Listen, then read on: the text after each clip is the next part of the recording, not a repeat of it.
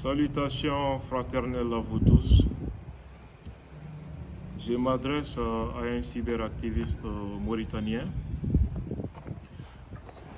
Je le dis ainsi parce que je ne connais pas le profil de l'individu en question. Dans au moins 2 adresses vidéo, il cite mon nom. Il fait passer même un extrait d'une analyse que j'avais faite sur l'implication de la Mauritanie dans la crise sécuritaire que vit le Sahel aujourd'hui, parce que ça va au-delà du Mali désormais.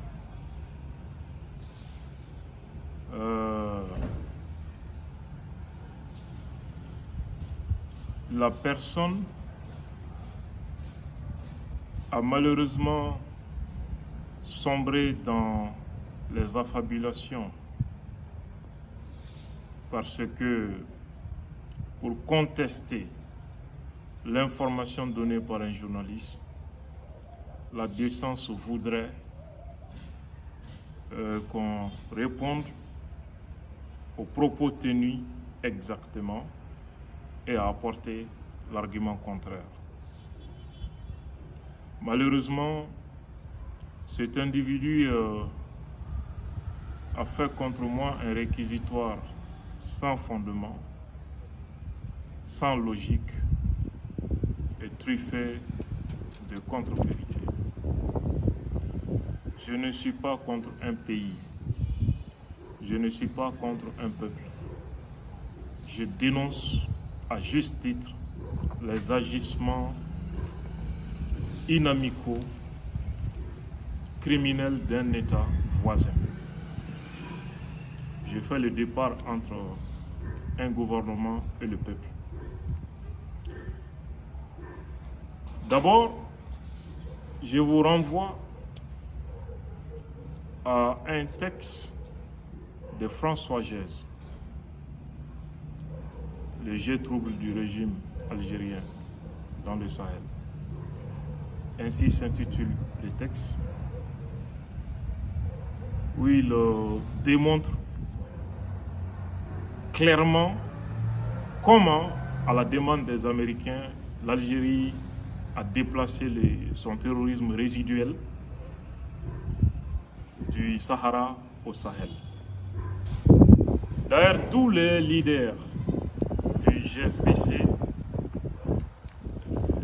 qui n'est autre que l'ancêtre de AQMI, qui a vu le jour en 2007.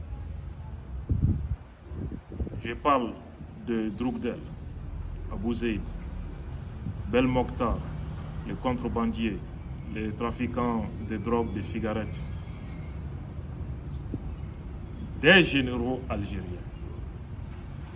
Et selon les rapports de l'ONU, qu'on trouve dans le livre de Jalil Lounas, de 2013 à 2014, les trafics de drogue et de cigarettes ont rapporté au groupe terroriste au Sahel 3,5 milliards de dollars, 6 fois le budget de la République du Mali. Plus de 15 fois le budget de défense cumulé de la Mauritanie et du Mali en 2015. Et du chef terroriste Yad Agali ne sont que des agents du DRS algérien. Et dans le texte de François Gès, vous pouvez aller vérifier, il explique comment les non-dits d'une attaque terroriste dirigée par Belmokhtar contre une caserne de l'armée mauritanienne à la frontière du Mali.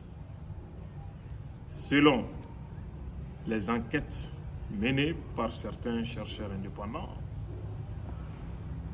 François Gès, l'attaque avait des visées politiques. Et ce seraient les services secrets mauritaniens en complicité avec les DRS algériens qui avaient fomenté cet attentat contre l'armée mauritanienne, qui a fait 18 morts et 20 blessés parmi les militaires. Exactement le 4 juin 2005, pour déconsidérer les opposants islamistes modérés au régime à Nouakchott. Allez vérifier les textes de François Gèze, les jets troubles du régime algérien au Sahel. Ainsi s'intitule le texte en question. Je n'invente rien. Deuxièmement, depuis des décennies, le territoire algérien et dans une certaine mesure mauritanien sert de base arrière aux groupes irrédentistes et maintenant terroristes qui déstabilisent le Mali et le Sahel. Toutes les attaques contre les positions des Fama à Diabali, à Nampala, à Léré, à Nara sont préparées à partir du territoire mauritanien. Et après leur forfait, ils se replient encore sur le territoire mauritanien, impunément. Je n'ai point besoin d'énumérer ici les réalisations faites par les chefs terroristes et rebelles du Mali sur le territoire mauritanien.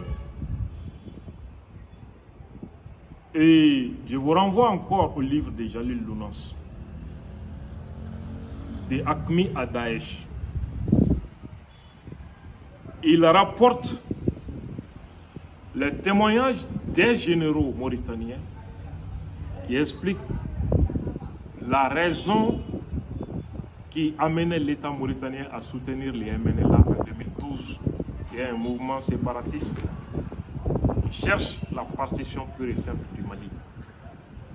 MNLA est une création française, mais appuyée, hébergée par l'État de la Mauritanie. Vous trouverez les témoignages de vos anciens ministres et les généraux de la Mauritanie dans les livres de Jalil Lounas. Moi, je n'invente pas.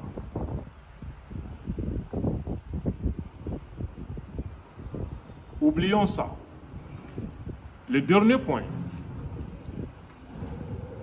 Vous savez très bien qu'il y avait en Mauritanie un institut islamique fondé par les Saoudiens et financé par la même monarchie. Et depuis l'attentat du 11 septembre contre le World Trade Center aux États-Unis, attentat attribué à Ben Laden, les autorités mauritaniennes ont vite fait de fermer cet institut. Pourquoi? Parce que c'était un centre d'incubation pour les terroristes. Cherchez à connaître le parcours, le cursus universitaire des chefs terroristes qui opèrent dans le Sahel, les Chekao et bien d'autres. Vous allez vous apercevoir de la triste réalité. Donc, je ne suis pas ces journalistes du bidonnage. Je suis un journaliste professionnel, bien formé, qui mène des investigations sérieuses dont les résultats défient toute contestation. Je vous remercie.